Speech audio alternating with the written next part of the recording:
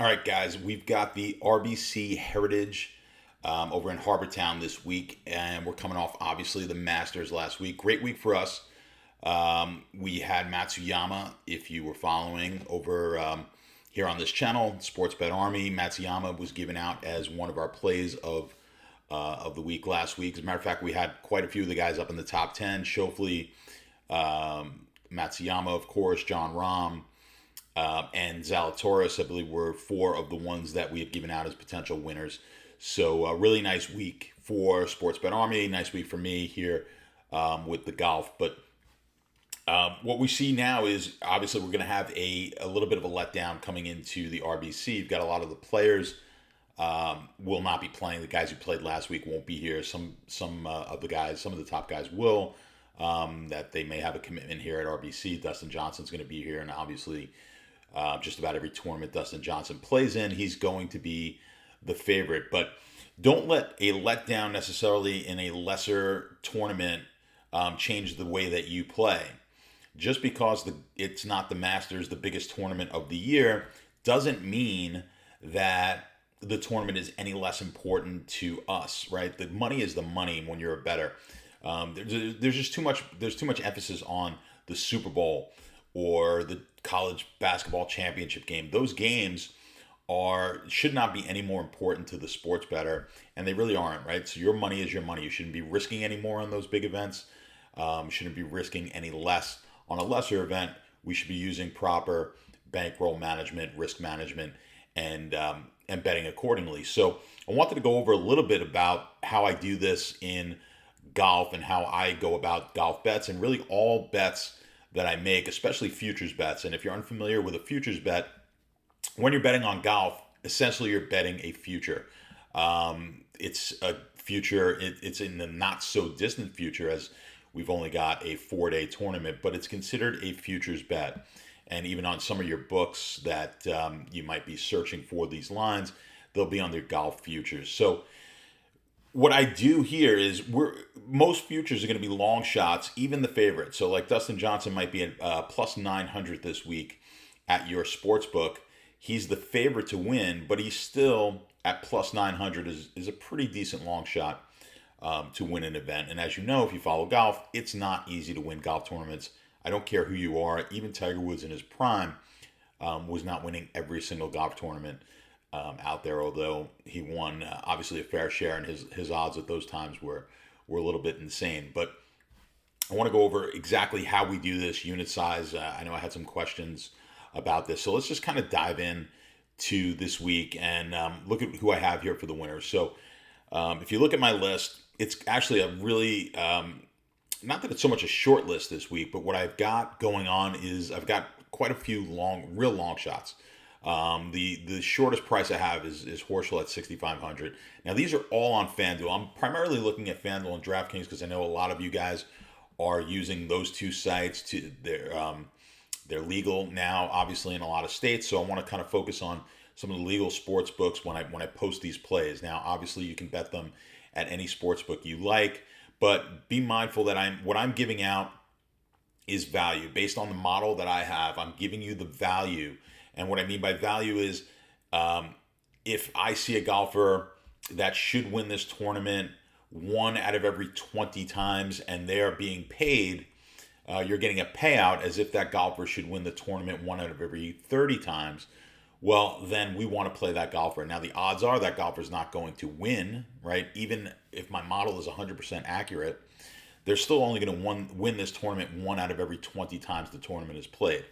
But we do this over and over and over again as a sports bettor, and we accumulate value, and that's how we make money doing this. So the guys out there, if you're watching the Golf Channel or you're watching any so-called expert sports bettors that are going to just give you favorites every single week, I'm sure someone out there is touting Dustin Johnson as a great play to play this week, or Webb Simpson, the defending champion, things like that. Obviously, those guys have a greater chance to win. And these guys who are touting these plays can then have more opportunities to just shout from the rooftops that, hey, I gave you a winner last week. But they don't have a long-term strategy that's actually going to make you money. So what I want you to do is kind of follow what I'm doing here and understand the long-term benefits. This is a long-term game. This is a business. I'm not about trying to, trying to play tout tricks with you. I'm showing you what the professionals do. So here we go. This week you've got Horschel plus 6,500, Streelman plus 8,000, Todd at plus 9,000. You can look down the list: Thompson, Varner, Moore, McCarthy, Long, and Sabatini. Now, a few of these are just insane. I mean, Sabatini at 26,000. Obviously, that's a plus 260 to win. That is 260 to 1 to win, plus 26,000, obviously. But 260 to 1 to win, we are not expecting a win here. Okay, I'm not expecting Long to win. I'm really not expecting any of these guys to win, but I'm risking a very small amount. So I put also now on the graphic the unit size. I play these to win a certain amount. So to win 1 unit is typically how I play my golf.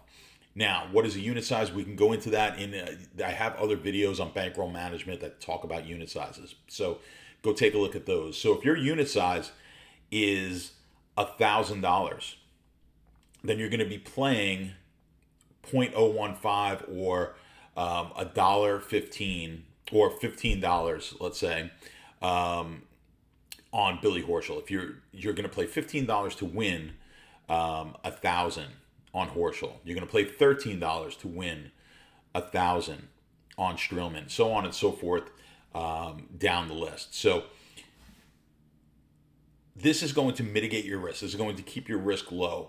If you are, I'm using 1,000 as a fairly large number, so maybe it's easy to see that, oh, well, yeah, I don't want to bet $1,000 on each one of these golfers, right? How many do we have here? 4, 8. We got 9 golfers here. That'd be a $9,000 worth of risk on huge underdogs. What instead we do is we play this as a to-win amount.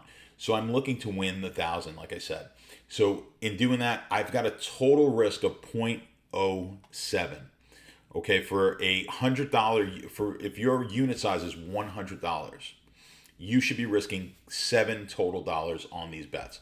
That's a very manageable risk. This is not something that's going to keep you up at night if you're a $100 bettor. And if any of these golfers hit, you're going to accumulate 1 unit. You're going to make 1 unit on the bet, minus, of course, the losses on the other golfers. But you're going to be close to a unit on this bet. Now, last week we did in the Masters somewhere around 0.35 units, right? So we just had more value at some of the higher favorites in that tournament. So we had some value like Matsuyama, who came through for us. But this week it's 0.07. I'm usually somewhere between 0.15, 0.25 on these win bets. So that's how we go about doing it. That's how the pros do it.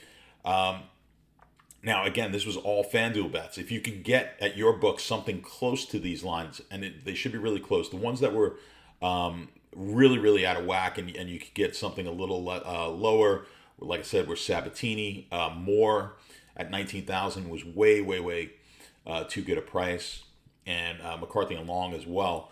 But really, Moore and Sabatini were the two that the prices are just crazy. So jump into FanDuel. It's a minimal amount of risk.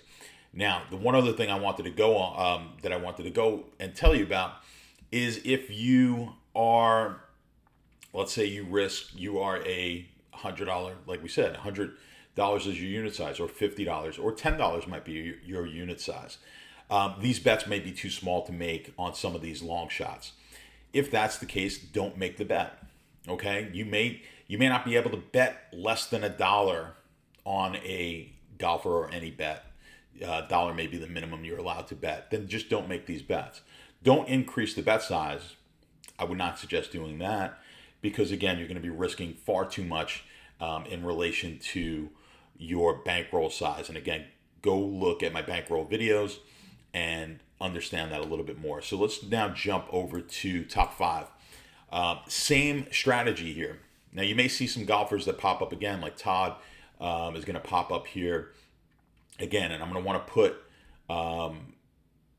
put these guys. I'm going to put all of them in each one of the categories, because they do pop up as value. Now that doesn't mean you have to play them. If you're playing them to win and you don't want to play them in the top 5, or vice versa, by all means, don't go ahead and don't do that. Again, if you have certain, if you only have access to DraftKings, maybe you're just going to play Henley here plus 1100 for 0.09 units. Again, if you're a $100 better, that would be a $9 bet on DraftKings. I'm going to try to pronounce it Bezuidenhout, which I think I totally botched. But at plus 14,000, again, that's a plus 1,400, again, that's a DraftKings play. FanDuel, you'll see the other ones here are popping up with good value. The other strategy you can do here is if you've got a golfer that you want to take to win, you want to take the top 5, maybe you also want to take that golfer as a top 10. In this case, let's just stick to top 5 and the golfer to win. You could then cut your risk in half. So if I'm telling you here, let's take a look at, I believe we've got Todd in both of these, right? So Todd at 1,500. So we've got, let's say we're going to risk $1. Let's say, let's make it, let's make higher unit sizes here. Let's say you're a $1,000 unit player and you're going to risk $11 here on Todd. But you also want to play him in the top 5. Okay, so what's our top 5? We're saying that you need to risk $70 on Todd to win 1,000 to top 5. Well, what I would do is just cut that risk in half on both of those. So if it was $70, I'm going to cut that down to a $35 bet now, right? And then I'm going to go half of the $11 bet, and I'm going to put a $5.50 or $6 bet on Todd to win. So you could do it that way as well, or you could just simply bet him only on the top 5 bet or only on the win bet. Okay, so let's go back to the top 5 just so you guys get that.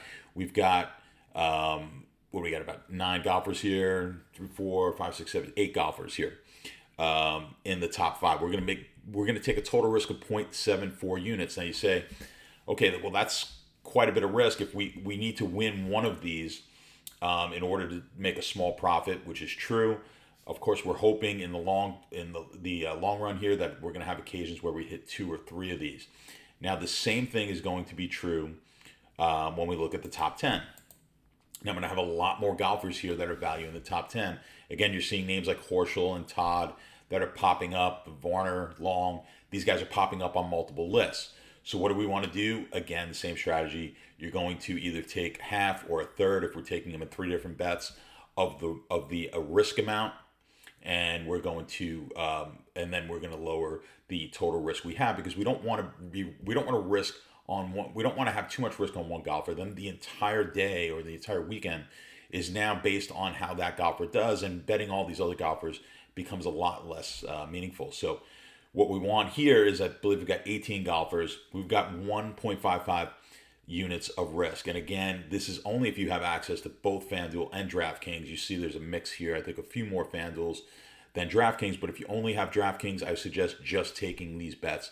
On DraftKings, these are the ones that are offering the most value. So you may not actually be risking 1.55 units on the top 10, on these coming in the top 10. Now, of course, we need at least one of these to come in to knock our risk or to knock our loss down to maybe just a half a unit. And we're going to need 2 of these to be profitable. So, of course, not easy, but we're taking 18 golfers in this event. It's something that I think a lot of people are really not used to doing.